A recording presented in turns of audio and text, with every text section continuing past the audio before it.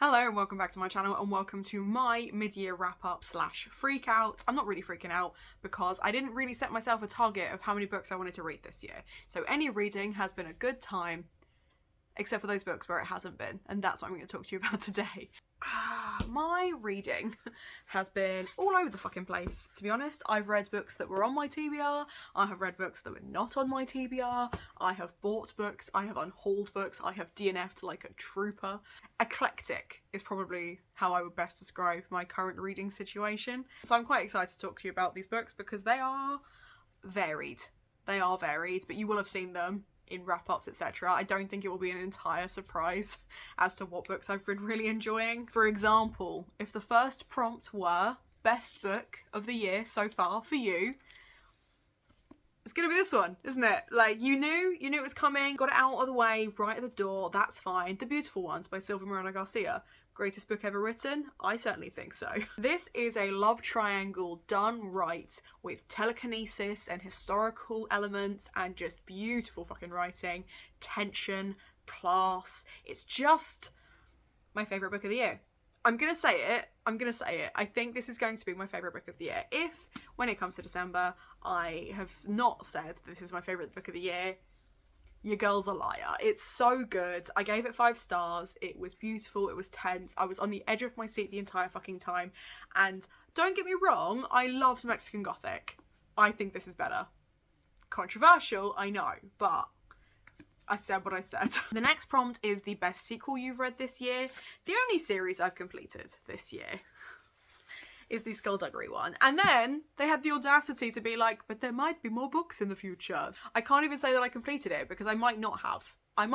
There may be more to come. But anyway, Until the End was the grand finale, certainly of the most recent series within the series, or season within the series, however you want to view it. But this basically, I'm not going to talk about the book itself because that would be spoilers, but the series is about a young girl called Valkyrie Kane who discovers magic. She is partners with Skullduggery Pleasant, who is a skeleton detective. They solve crimes, save the world, and the banter is just superior. Derek Landy is a hero of mine.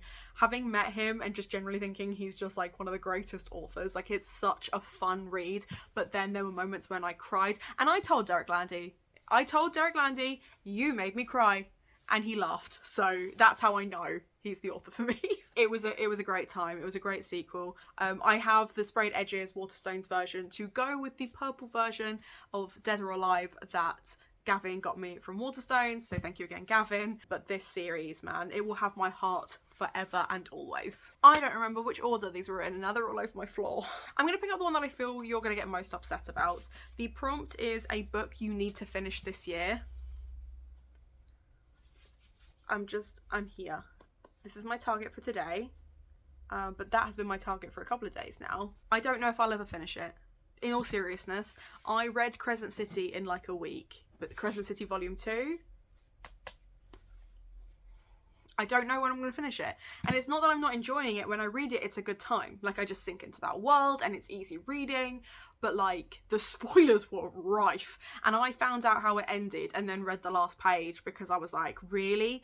So I know what happens, and therefore I have no inclination to pick this up. I've even started the audiobook to try and like, do you know what I mean? So at some point, I may or may not finish Crescent City Volume 2. We'll just have to see. Next is the most beautiful book you've bought. Now, it's not technically on my TBR yet because this was a pretty recent purchase, but considering I have, as you can see, some very nice Illumicrate editions, this I think is prettier. For a start, it's shiny, okay? Bonus points for that. We've got a really decadent Baroque style, and then the naked hardback is like full on, like, not that side, just this side. I just think this is a beautiful book, and I'm pretty sure it's going to make me cry. Because it's about a woman's asylum in France and trying to escape. And I have a horrible suspicion it's going to make me cry, but it is the most beautiful book I own. And certainly one that I bought this year. So pretty. Sickening. Next is a book that made you... Oh yeah, we've got a book that made me sad, a book that made me cry, and a book that made me happy. So we'll do happy first. I've said it before and I'll say it again. I will get therapy. I will get help. One day I will find that, you know, I can read happy books and be happy and not horror. But it is not this day. And on this day, I just want to say Clown in a Cornfield was a wild ride. It was just so... Oh, it just ticked all the boxes of a good time. And it was like, it was the book that I needed because I thought I was going to start slumping. And then I read this and it was so much fun. Like, it was so much fun. And to Lizzie and Gavin in particular, who recommended this to me, yes, it was a good time. It was a good time. Made me happy. Very made me happy. But then made me sad / made me cry. I mean, books make me cry all the time. It really isn't difficult to make me cry. I mean, feel free to try and leave a comment down below that will make me cry. I dare you. I went with Medusa by Jessie Burton. This is obviously a modern retelling, but modernised rather than modern retelling of Medusa. It has trigger warnings for sexual assault, and it was incredibly powerful. And the way Jessie Burton handled such a delicate topic with such care was just beautiful, and the illustrations were stunning.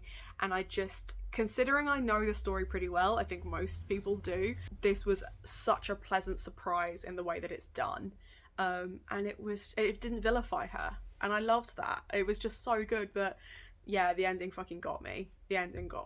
Actually, most of it got me. I think I was near tears the whole way through, but the ending, by sheer happenstance, is when I cried. Next is new favourite character or fictional crush. I feel like I can cover that with both, with this dude right here, based on a real crush that I have. Adam Driver, you sexy bean. But I loved this book. This was one of the first books that I read this year. I have the paperback, which was gifted to me by Lizzie. Thank you very much, Lizzie. And then this is the swanky Illuma Crate copy, which will just take a minute because I don't get to show it off very often, but I just really enjoy it. And it's a super cute book. I can absolutely see why people keep rereading this book, and I'm very excited for the next sequel, which one of the prompts is a sequel that comes out later this year. It could come out in like a week, right? Like, that's allowed, because in which case it will be the next Ali Hazelwood book. Thank you very much. Next we'll do biggest disappointment. If you've seen my most recent wrap up, this will not surprise you. This won't surprise you. If you haven't, I rant about this book for 8 minutes and 32 seconds, so go watch that. Because your girl read it and had a breakdown. Biggest surprise of the year was definitely Blackwater Sister. This is a urban fantasy with ghosts type story, but it's just a wild fucking ride. Like, I don't know what I was expecting, but the first few chapters really lure you into this full sense of security that it's going to be this very soft Malaysian literary fiction where she's very disconnected from her family, she's disconnected from her partner, she's dealing with internalized and open homophobia, she's in a sapphic relationship she can't talk to her parents about, she's dealing with all of that shit. And then she starts getting haunted by her grandmother, who may or may not be a criminal, was definitely in a gang, and hit some guy over the head with a pipe. Like, there's just, like, and it comes out of fucking nowhere, right? Like I said, it, like, really, like, it lures you in and then just, you know? And I don't mind a book that does that, don't get me wrong. It was a good time. And this was, like, recommended partially through the Gothtober books, because, as I've said, every time I mention it, because I want to give Olivia the props for really, nailing it on the head with a great recommendation. Olivia picked this for the Gothtober giveaway last year, and just, I mean, excellent work. A favourite new to me author. Now, I did this as a vlog where I read Stephen Graham Jones' backlist, basically, and there was only one book that I hadn't read, and that was Night of the Mannequins, which I have since read. But I would argue that Stephen Graham Jones is definitely a new favourite, new to me author, because I hadn't read any of his stuff, and then I read 3 of his books in basically the span of a week, and I would happily recommend all of them for very different reasons, and I feel like there are some that I could recommend easier than others. But that's not to say that any of them by any stretch are bad books. I had a really good time with them, and it's really nice to be able to find a horror author that I like the whole style, their writing style, as opposed to like the odd book, because I can't stand Stephen King, and I feel like everyone recommends Stephen King, and I feel like if Bookish Gems watches this, I'm so sorry, because I know that you are not a fan of Stephen Graham Jones, but you are a massive fan of Stephen King. Please don't take that as a personal attack. We can love them separately, that's fine.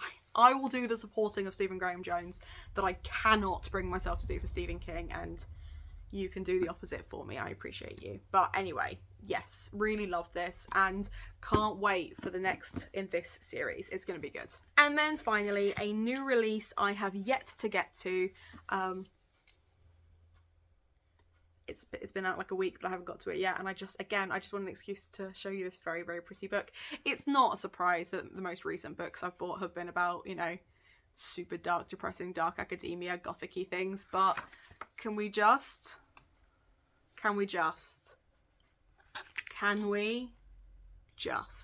this is about an art professor who basically does a massive faux pas, gets kicked out of his job, and ends up working at like a modern British art museum type thing, and then ends up having a gay romance that sends his life spiraling. But I'm really excited about it. I'm pretty sure this is a debut, and I'm just hyped. I'm hyped for dark academia vibes, I'm hyped for how fucking stunning it is, and I'm hyped. So I know I haven't done these in the right order, and for that I apologise. I have put them in the description down below in the correct order. If you have not yet done this tag, I will be surprised, because I know that I'm one of the few people who actually waits until the 2nd of July to record this so that it can be a full half-year, mid-year type thing. But anyway, yeah, let me know in the comments down below, what is the best book you've read so far this year? And if you just want to show your support and show that you were here, why don't you go ahead and leave something blue in the comments down below, just so I know you were here. And other than that, treat yourself to something from Waypoint, because it supports me and my content, and more importantly, have a nice day.